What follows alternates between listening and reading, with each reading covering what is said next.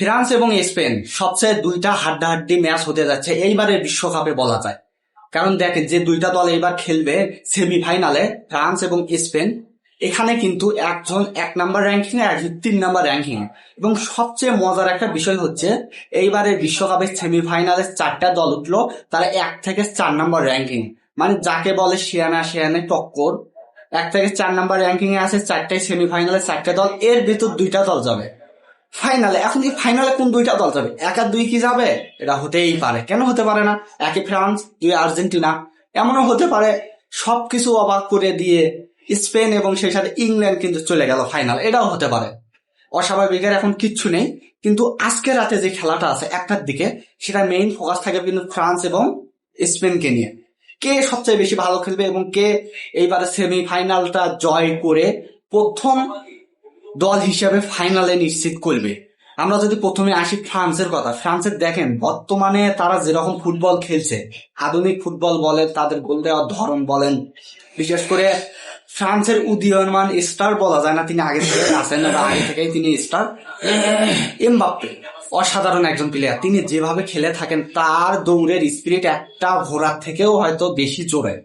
কারণ তিনি এই স্পিরিটটা দেখিয়েছেন যখন আর্জেন্টিনার সাথে ফাইনাল খেলেছিলেন 2022 সালে। তখন পুরো বিশ্ব দেখেছিল ফ্রান্সের এমবাপ্পে কিরকম খেলতে পারে। তারপরে থেকেই শুরু করেন বা আগে থেকেই ধরেন এমবাপ্পে তো অনেক ভালো খেলে, কিন্তু তখন থেকে হয়তো তার বেশি আরো পরিচিত হয়েছিল তিনি। এবার তার খেলাটা আমরা দেখতে যাচ্ছি সেমিফাইনালে কেমন খেলে। এতদিন যত খেলে এসেছেন অসাধারণ খেলেছেন, অসাধারণ তার গোল দেওয়ার ধরন। এবং তার সবচেয়ে বড় অস্ত্র হচ্ছে তিনি যখন গোল বারে শুট করেন একটা বল, যদি গোল বারে ঢোকে তাহলে মনে হয় সেটা মিস হবে না, কেন তার শটের যত স্পিরিট থাকে অসম্ভব সুন্দর যাকে বলা হয়। এবং তার এই স্পিরিট গোলকিপার রক্ষা করা খুব কঠিন হয়ে যায়। অন্য অন্য আমরা স্টার প্লেয়ারের দেখি তাদের স্পিরিটের থেকে মেধাতে বেশি খেলে, কিন্তু তিনি মনে হয় মেধার থেকে বেশি গায়ের জোরটা বেশি কাজে লাগান। একে তো তিনি জোরে দৌড়ায়, সেটা একটা তার অ্যাডভান্টেজ, অনেক জোরে দৌড়াতে পারে, ও সেই সাথে তার বলের স্পিরিটও হয় প্রচুর। সব মিলে এমবাপ্পে এবারে বিশ্বকাপে তিনি যেভাবে খেলছেন, সেমিফাইনালটা যদি ওইভাবে ধরে রাখতে পারেন তিনি, ফ্রান্সের পক্ষে হয়তো ফাইনালে ওটা খুব কঠিন হবে না। এবং পরবর্তীতে যদি আমি আসি স্পেনের কথা, স্পেনের দিকে আপনি দেখেন একটা দল 3 নম্বর র্যাঙ্কিং এ, তাদেরকে কিন্তু আমরা কখনো ছোট করে দেখতে পারবে না। 1 নম্বর এবং 3 নম্বর দলের খেলা হচ্ছে সেমিফাইনালে।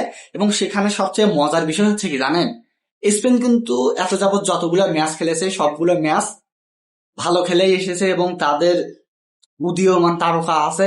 সব মিলে বলা যায় স্পেন কিন্তু অনেক ভালো খেলছে এইবার। হয়তো কিছু কিছু জায়গায় তারা টাই ব্রেকারের মাধ্যমে রেজাল্টটা বের করতে পেরেছে, কিন্তু কথাই একটাই, একটা দল যখন সেমিফাইনালে এসেছে অনেকগুলো দলের মধ্যে থেকে 48টা দলকে টপকে যখন 4টা দলের ভেতরে আসতে পেরেছে, তখন কিন্তু তাকে আপনি খারাপ বলতে পারবেন না। কারণ তারা তাদের যোগ্যতা দিয়েই, তাদের ক্যাপাবিলিটি দিয়েই এখানে কিন্তু তারা আসতে পেরেছে। সব মিলে আমরা ফ্রান্স আর স্পেনের যে মুখোমুখি লড়াই, সেটা কিন্তু দেখার আশায় আছি। এখন তারা কিরকম খেলে, কিরকম করে, সেটা এখন আমাদের মূল দেখার বিষয়। সো আজকে রাতে 1টার দিকে সবাইকে খেলা দেখার আমন্ত্রণ রইল। এবং তাদের খেলার ধরন কিরকম হতে পারে, দুই দল কোন দল সবচেয়ে বেশি এগিয়ে থাকবে, সেটাই আপনাদের থেকে আমি জানতে চাই। কেমন লাগছে আপনাদের মতামত জানতে চাই।